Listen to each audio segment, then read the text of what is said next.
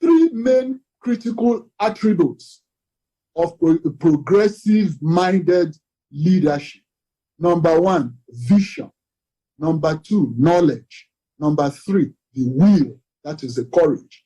Now, if you do a psychoanalysis and empirical analysis of all the candidates, you will discover that our candidate is the only one that embodies all these critical three attributes of vision, knowledge, and the will, the courage.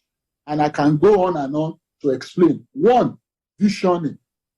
What do we mean by visioning? I will tell you, a leader must be able to think minimum of 25 years and conceptualize policies that will endure for the next 25, 30, 40, 50 years. Not just for today. Those are cash and carry container economics people that look at the immediacy. No. A visionary leader must look at now the immediate term, the long-term view, and the next generation, and plan accordingly. It's only Asiwaju who has the demonstrable capacity to show that, and he has done it. And I'll give you an example. Even where a lot of people are gravitating to today in Lagos, the Atlantic City, which is an icon of Nigeria today, was water some years back. I don't know how many of you were in Lagos. Jide, you would know. I know. Even Ayo, you yourself will remember that every year, the garbage used to overflow into Ahmadu Bello Way in Victoria Island. Yeah. And at some point, by 2000, the entire stretch of Ahmadu Bello Way was being submerged. And the property value in Victoria Island started to drop because people were moving out en masse in fear or out of fear for their lives and the safety of their property. So they were moving. And what did the federal government at that time, what were they doing? They were filling every year with billions of naira. And all of these things I'm saying, they are witnesses still alive by the grace of God. I am a witness. I was in the cabinet at the time.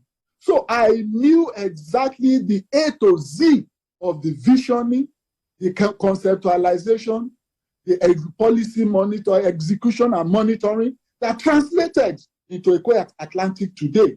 Now, when Asiwaju Bola Ahmed Tinubu said, no, we could not afford to be filling that place. After about 9 months, the Bar Beach, the Atlantic Ocean would have washed away the filling again. And the next year, the federal government would do it again.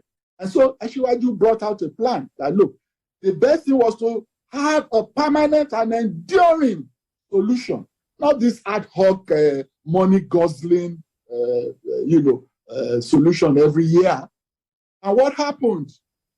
The federal government, led by the then Minister of Works, now late, refused and said no. They were content. They were satisfied with literally pouring billions of naira into the Atlantic Ocean every year.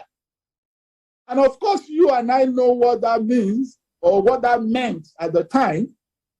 Money were just, disappearing and all of that. And after 9 months, the sandfield space will be subsumed and submerged all over again. Of course, we then said, led by Asiwaju, he said, this is Lagos, even though the federal government was claiming ownership.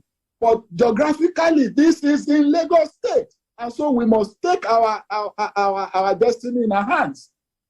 So he shopped around, called in experts, and they brought proposals. First, we went to South Africa, we went to the Netherlands, we went everywhere, where there's water problem, and ocean surges and all that.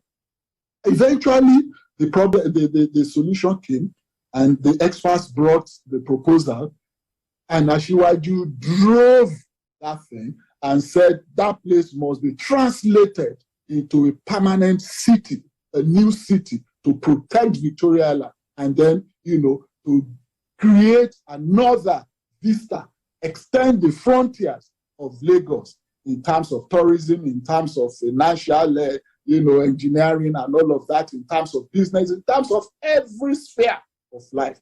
Of course, the federal government also refused and became obstinate. And this is now the conceptualization of that policy, of that project, is the visioning. Now, the knowledge aspect is the methodology, is the capacity and ability of Asiwaju to assemble the experts and to give them, chart the direction, give the roadmap, and follow it up. And the will, the courage, is the capacity to confront all the institutional and individual obstacles on his path towards the execution, successful execution of that project and policy. That is why I say he is the embodiment of vision, knowledge, and courage. And Eko Atlantic today is standing as the most eloquent and enduring testimony to the attributes of Asiwaju, his leadership qualities. And now today, the United States of America is building or proposing to build its largest embassy in the world on Eko Atlantic, which is a project, an investment of about over $500 million. Not to talk of all the series of other investments that are going on there. Are we going to talk about the Lekki Free Trade Zone, which he also conceptualized in the early days of his administration? I remember that this current governor of Lagos State, Mr. Jide Sanwo-Olu, was on the entourage that went to China at the time when this policy was being conceptualized. Now, that's not the only, there are series. We'll be coming out with a lot of these things to show that this man has the qualities of a leader. Fair enough. He possesses the capacity, the uncanny ability to move Nigeria forward. If he can translate Lagos State from a mere 600 million naira per month, I was there, I wasn't told, and I didn't read it. I was a member of the cabinet when we resumed in June of 1999. The IGR was 600 million. My question to you, Mr. Lucky, yes. My question to you is, yes, he did all of that in Lagos, things that are as apparent as daylight. But the question is, given the nature of our country and the complexities that you and I are familiar with, can he replicate the success story that he recorded in Lagos on this bigger scale of Nigeria?